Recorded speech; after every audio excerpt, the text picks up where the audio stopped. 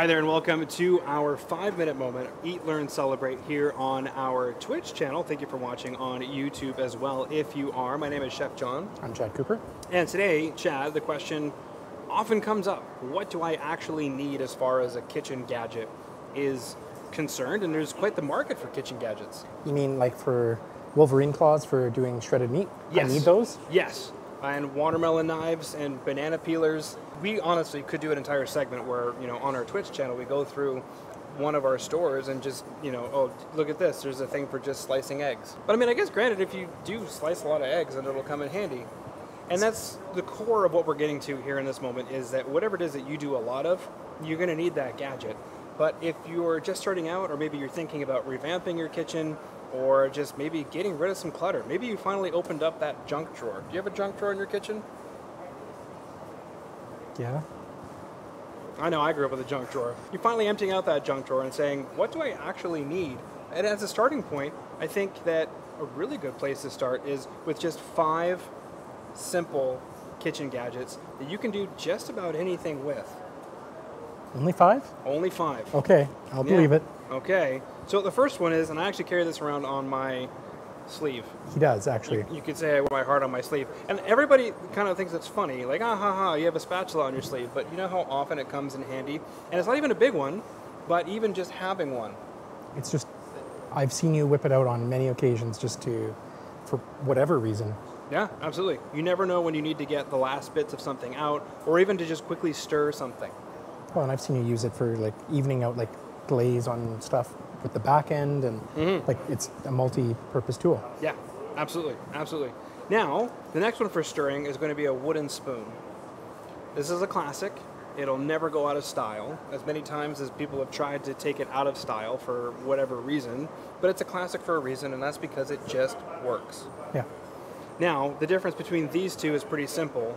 The reason I'm using a wooden spoon to stir something over a spatula to stir something is primarily if there's those bits at the bottom, that flavor at the bottom of the pan, that if I want to, I'm not really going to get there with this because it's too supple. It gives too much, whereas this doesn't give.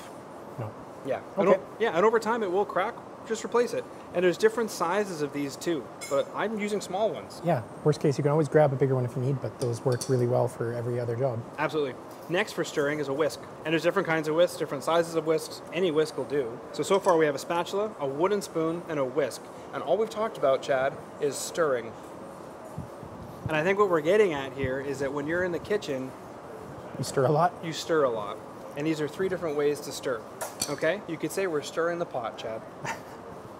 Okay, 1, 2, 3. Then we'll get on to 4 and 5, and that involves our cutting. So these are actually sheaths. I can take them out of the sheath, and you can see that this is a chef's knife, and you can see that this is a paring knife. Now, before I came to culinary school, Chad, I never thought I would ever need a paring knife, but they actually come in great handy. I had a chef for quite some time that kind of drilled it into our heads that if we were, say, cutting strawberries and using a chef's knife, she would walk by and say, that's an awfully big knife for such a small strawberry. It's not wrong. So there are times when you actually do need to use a paring knife, and it actually comes in a lot of handy. And then as a bonus, I recommend getting a steel. A honing. Yeah, so that you can hone it. People think it's sharpening. It's not sharpening. It's honing. What ends up happening is over time, the knife starts to get wibbly wobbly. So what I'm doing is I'm straightening it. I'm honing it. Sharpening is a different story. As far as sharpening is concerned, there's those things that you can get from the store where you slide your knife through. Yeah. Those work just fine. Yeah. But you can also take that time if you like and learn to sharpen, but that's a lot of work. Correct. I could talk about whetstones and whatever else, but for somebody at home, I would just recommend going and grabbing one of those things that you just slide your knife through. They're going to work just fine for the average home cook. Yeah. Cool? So as a recap, 5 kitchen gadgets that if you are clearing out your junk drawer right now and you want to know a basic place to start, you do a lot of stirring in the kitchen. You have a wooden spoon that helps get bits off the bottom, spatula, which helps to get every last bit that counts, or every last drop that counts, a whisk, which is really good to stir and make sure things are incorporated, and then 2 different knives, chef's knife, which is an all-purpose knife, and a paring knife for those smaller jobs. Awesome. Yeah. Okay, well, and you know what, I think I have 4 out of 5 at home. Now I just got to go get a good spatula. Yeah. Well, and the funny thing is, Chad, is that when I was bringing this up with one of our advisors, and we talk about these 5-minute moments, He actually said that he has a special kitchen gadget too that he uses, a julienne of some sort that he uses for salads and coleslaw and things. Again, like whatever you do on a regular basis, that's going to be your jam. But as a basic, I think this is a really good place to start. And I've seen you do a lot of things with these tools, so. Right. Very cool. Awesome. All right. Make sure to tune into our Twitch channel live at 2:30 p.m. Mountain Time. If you're watching on YouTube, thank you so much. I am Chef John. I'm Chad Cooper.